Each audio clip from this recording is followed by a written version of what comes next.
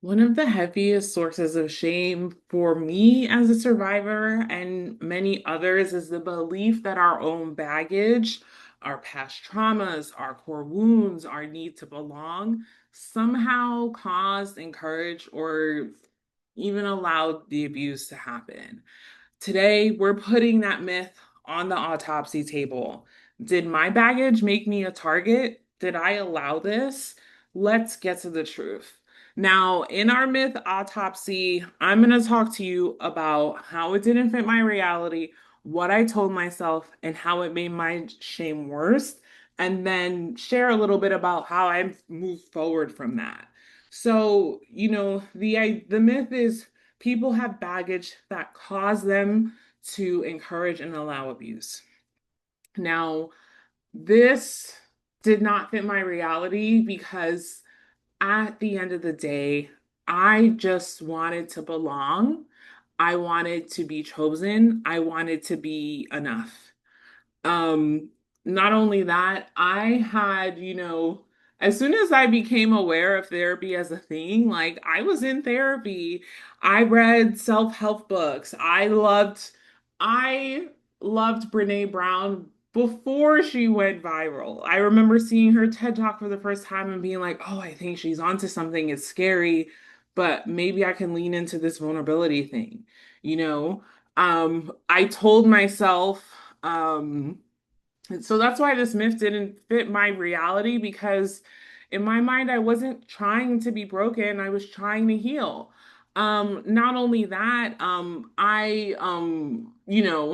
what I told myself, when I found myself in the midst of this experience and sort of recovering from just reeling from the realization that I'm in an abusive relationship was like I didn't want to be that girl, right? I had a judgment for people who were like I internalized the myth, right? I was like, "Oh, I'm not trying to be that girl that doesn't love herself." Like I just felt so embarrassed that I was experiencing abuse because I felt like it told the world that I didn't like myself. And that it just and not only that, because I had internalized this abuse, somehow, in the days and weeks of the aftermath of my ex-wife's attempt on my life, I somehow felt like this meant that I can't be who I think I am. I can't be a feminist if I'm allowing myself to be in this situation, which I know in the sense now I know that doesn't make sense, but at the time I just felt like such a fraud. Like, how could I say I believe in these big ideas in the world and this is what I'm going through? And I just, felt stupid. Like, I just felt so fucking dumb for allowing this to happen. And that's how I made my shame worse. With this internalized narrative, I allowed this. With this internalized narrative, I could have prevented this. I thought, oh, if I just loved myself, if I had just started therapy sooner, I was just so embarrassed about what abuse said about me as a person, and I just wanted to hide. And, now, like moving forward, onward and upward, now I know this is what I now know about abuse. Number one, belonging is a basic human need. It doesn't make me anything for having the need to belong. Not only that, enoughness or lack thereof is a common core wound. Many humans experience this in many different societies, time zones. Like enoughness is a thing.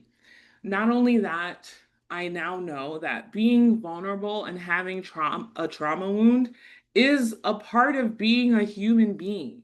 And because it's a part of being human and having human experiences does not mean that you are asking for or allowing abuse, right? And that is how I honor myself, and that's how I honor other survivors.